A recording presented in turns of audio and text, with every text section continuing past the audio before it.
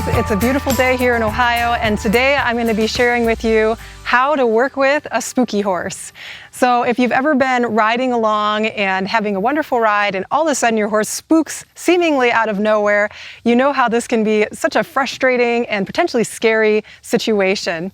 So today I'm going to be talking about why your horse may be spooking, what are some things you can do to help get their attention on you, and then lastly, we're going to talk about how to ride a spooky horse. So let's get started. Here with Scarlett, and you saw Scarlett at the beginning of this video, Spooking. So I'm going to be taking her through an exercise to help her out with this today. If you have a horse that is spooking, let's first talk about what are some reasons why they are doing this. You might be having a horse that's going into a new environment for the first time, and that can often cause some anxiety or have a horse spook a little bit more if they're seeing things they've never seen before. Or you could have a young horse that's just lacking experience. Or you might have a horse like Scarlett, who has a learned behavior of spooking. Whatever the reason, it's important to recognize that a horse that's spooking, their focus is not on you, it's on the environment, and they're not, in a relaxed, confident state. So we want to be doing exercises that help improve their relaxation and their focus on us. So here's a few exercises that I like to do with horses that are a little bit spooky or nervous. The first exercise I like to do is working my horse on the ground. This helps me to build a connection with them and really get to know them better and for them to get to know me better before moving to under saddle. There's many different groundwork exercises you can do with your horse. Here I'm side passing my horse. And I love doing this work because it really helps me to build a strong relationship. Desensitizing is another exercise that I like to do, which increases my horse's confidence and relaxation by simulating a pressured situation. Stretching while changing directions is a great way to improve your horse's relaxation. Getting a horse to stretch down helps them to become softer over their back and more relaxed.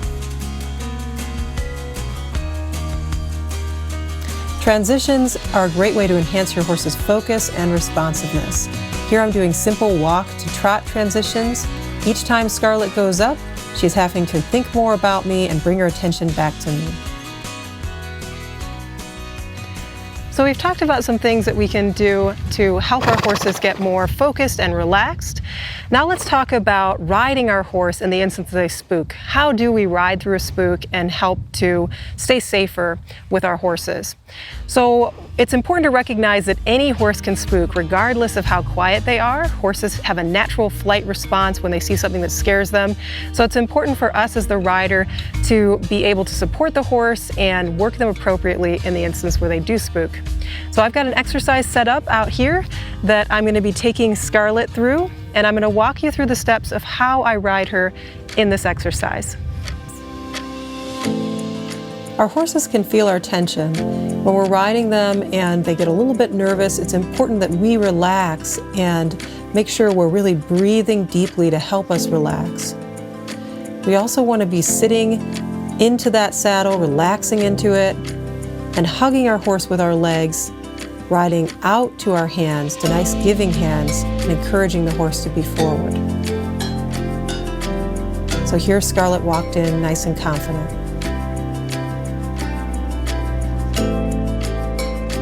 As we approach a scary object, we want to be instilling confidence into our horse.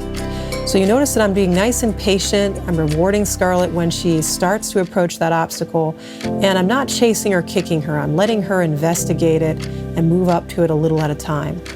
So I'm keeping my legs on to encourage her to go forward here.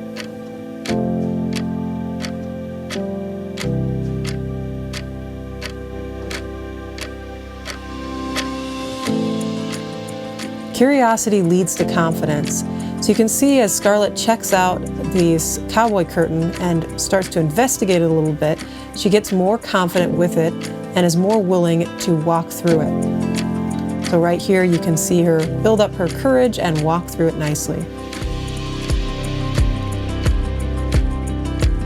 After going through it a few times, Scarlett got to this place where she could walk through the cowboy curtain with no hesitation.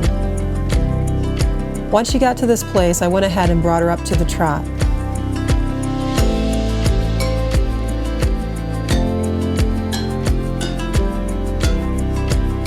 It's not always what you think. Sometimes the obstacle that you think is not going to be a big deal is the one that's the scariest for your horse.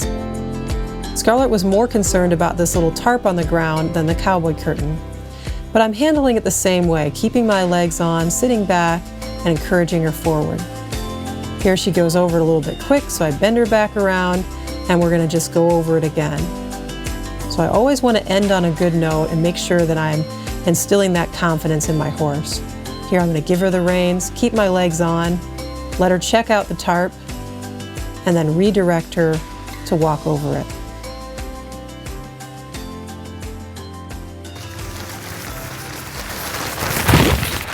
Good girl. So Scarlett did an awesome job today working with me. It's a really windy day out here and she was so brave going through these obstacles. I'm really proud of her. If you have a horse like Scarlett that has a lot of worry and tends to be a spooker, the more that you can expand your knowledge, put them in different environments and expose them to different things, the more confident they're going to become. And the more that you take the time to work with them in a quiet environment to get their focus on you, the more successful you're going to be as a team. So I hope these tips were a help to you. I hope you have a wonderful week, and I'll see you in the next video.